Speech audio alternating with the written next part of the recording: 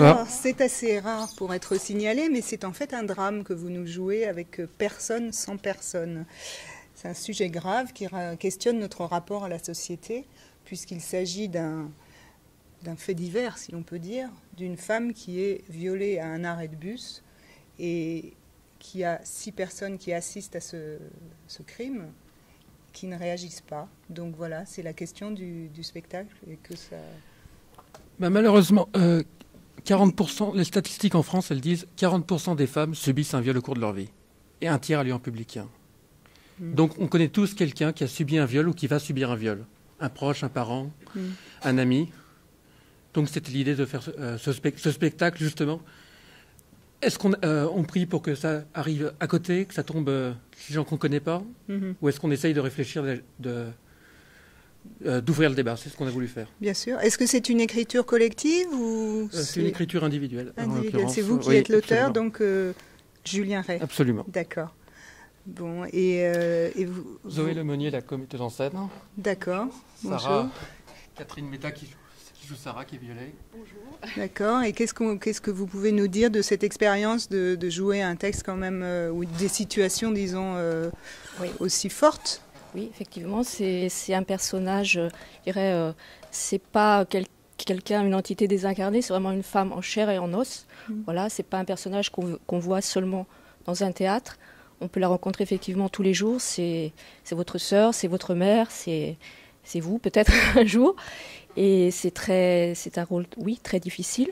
En même temps, c'est aussi une femme forte. Ce qui m'a plu dans ce personnage, c'est une femme qui va se relever par 2 fois. Elle va essayer. Malheureusement, à la fin, il faut venir voir le spectacle pour savoir comment ça finira. Mais voilà, c'est un petit peu rendre hommage à toutes ces femmes qui sont violées dans leur chair, voilà, au plus profond de leur être. Et à ces femmes qui, parfois, ont le courage de dénoncer leur agresseur et qui, parfois, gardent ça toute leur vie. Voilà. Et tous les jours, elles n'oublient pas le visage de leur violeur. Voilà. C'est un peu leur rendre hommage. C'est un beau projet. En tout cas, du courage aussi de monter ça dans une période festive, etc. Donc, bravo.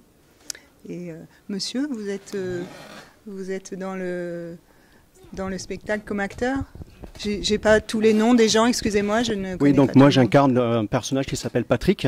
Donc c'est un homme qui est rentré dans une espèce de, on va dire, de processus d'autodestruction suite à la trahison de son ex-femme.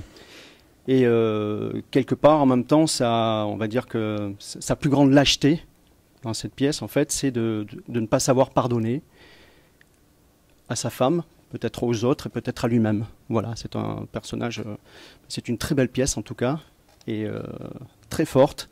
Et le sujet m'a aussi énormément intéressé, voilà, sur la situation des femmes, justement, qui sont violées ou autres, ou même, peu importe. Mais en tout cas, c'est un sujet très profond et qui ouvre au questionnement et au débat. Voilà, c'est pour ça que... Et vous dites effectivement que c'est une période festive à Avignon, c'est vrai, mais c'est aussi une fête du théâtre. Et tous les théâtres sont nécessaires et ont le droit d'exister et ont raison d'exister plus que le droit d'exister. Et je pense que ce genre de théâtre, qu'on peut appeler du théâtre engagé ou du théâtre politique, a sa raison d'être parce qu'il interpelle de façon directe et frontale le public sur des problématiques qui sont fortes, qu'il permet une réflexion à travers une forme de poésie aussi, parce qu'on a aussi travaillé énormément sur l'esthétique, il y a un vrai travail d'écriture aussi, un vrai travail avec les comédiens au niveau du corps, au niveau d'un théâtre qui est très organique. Et donc ça permet frontalement de poser des questions qui sont des vraies questions. Et je pense que si le théâtre a un rôle à jouer aujourd'hui dans notre société, c'est aussi celui-là. Nous divertir parfois, par moments, nous faire rire. Et aussi des fois nous faire réfléchir sans pour autant tomber dans le misérabilisme. Et je pense que c'est ça qui est très beau avec cette pièce-là, c'est qu'à aucun moment on ne verse dans le misérabilisme et l'apitoiement.